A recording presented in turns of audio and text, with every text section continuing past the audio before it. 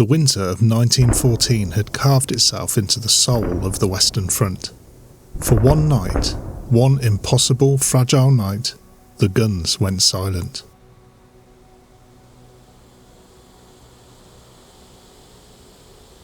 British and German soldiers stepped into no man's land with trembling hands, unsure whether they would shake hands or be shot.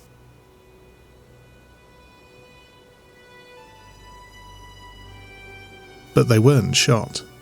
They talked, exchanged gifts, shared cigarettes, and for a moment, the war itself seemed suspended in time.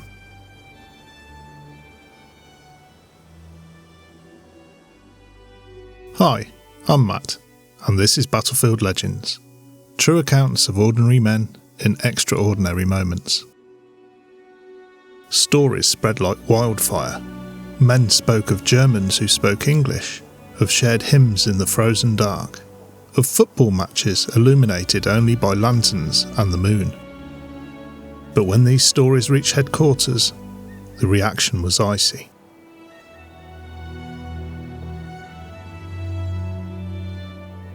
Commanders on both sides feared what peace could do to discipline. If soldiers saw the enemy as men instead of targets, could they still be trusted to fight?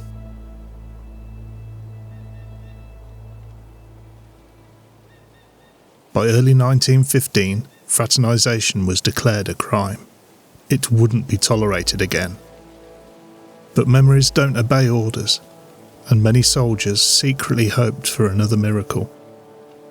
When the Canadian Corps took over the old British sectors, they stepped into trenches still echoing with stories of that Christmas miracle. They listened with interest, but also disbelief. To these men, fresh arrivals, hardened by training and determined to prove themselves, the idea of stopping a war for a football match seemed almost absurd. Still, senior officers were clear. No fraternising, no truce, no mistakes.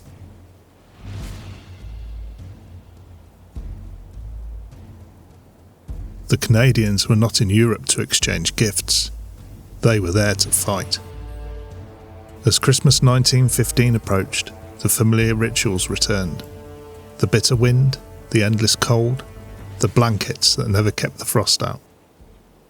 And then the singing began. It drifted softly across no man's land. Carols, the same ones from the year before. Some Canadians paused, listening. Even if they didn't understand the words, the sentiment was unmistakable. Minutes later, small Christmas trees appeared above the German parapet, their candles flickering in the dark.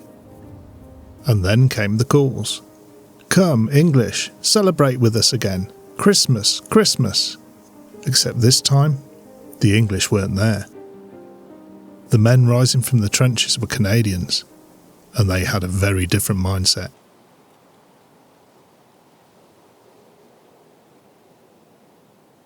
Put yourself there for a moment, exhausted, frozen, longing for anything that reminds you of home.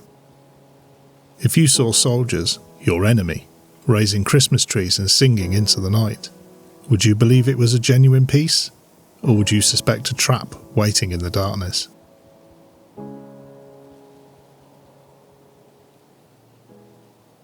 Canadian commanders quickly recognised what the Germans were attempting. It wasn't a trick. It was nostalgia, a yearning to repeat the miracle of 1914, but they also knew what it could cost.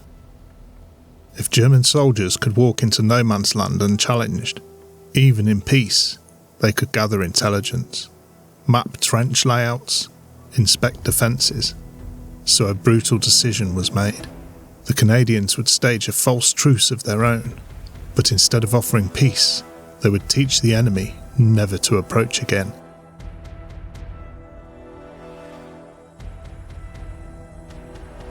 Selected riflemen climbed part way up the parapet, waving and calling out cheerful greetings, mimicking exactly what British troops had done 1 year earlier. Behind them, hidden machine gun crews positioned their weapons. They waited, silent, finger on the trigger. The Germans had no idea. They saw the gestures, the smiles, the raised hands, and believed the Canadians were joining the truce. A few men cautiously stepped over the parapet, then more followed. Some walked with hands raised. Some even carried small gifts, tins, bread, cigars. Their breath misted in the frozen air as they approached, boots crunching softly in the snow. To them, it must have felt like the beginning of another Christmas miracle.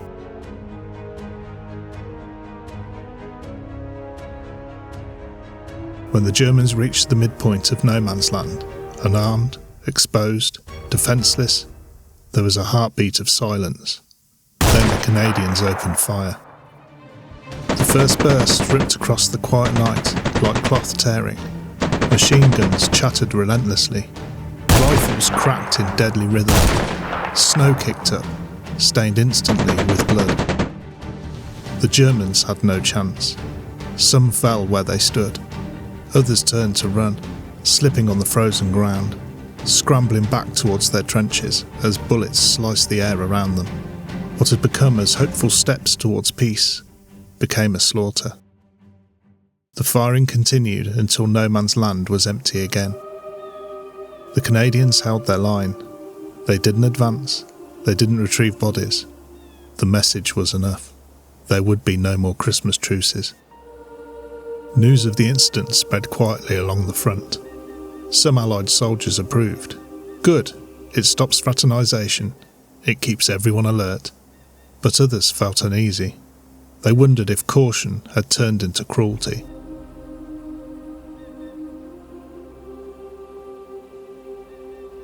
If the attempt to repeat the joy of 1914 had been met with unnecessary brutality. Even among Canadians, reactions were mixed. Some felt they had done their duty. Others could not shake the sight of unarmed men falling in the snow.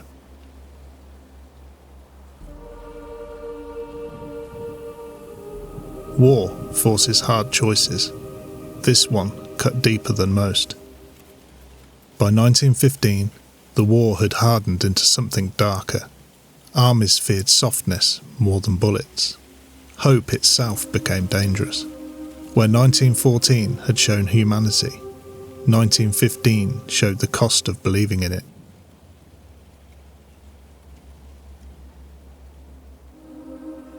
The Germans never attempted another Christmas approach. Neither did the Allies. The truce had not just been refused, but killed. From then on, Christmas on the Western Front became just another night to survive. The fake Christmas truce is more than a wartime footnote. It is a reminder of how quickly goodwill can twist into tragedy, how fear and discipline can overpower hope, and how, even in moments meant for peace, war demands its price.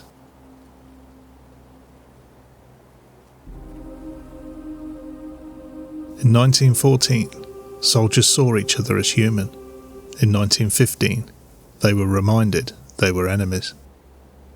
After that night, the Western Front never tried again. The last ember of 1914's hope had been stamped out in the snow. Hit like and subscribe for more battlefield legends. When you're ready, the next chapter awaits. Another moment the world should remember. The battlefield never forgets, and neither do we. Until the next battle, thanks for watching.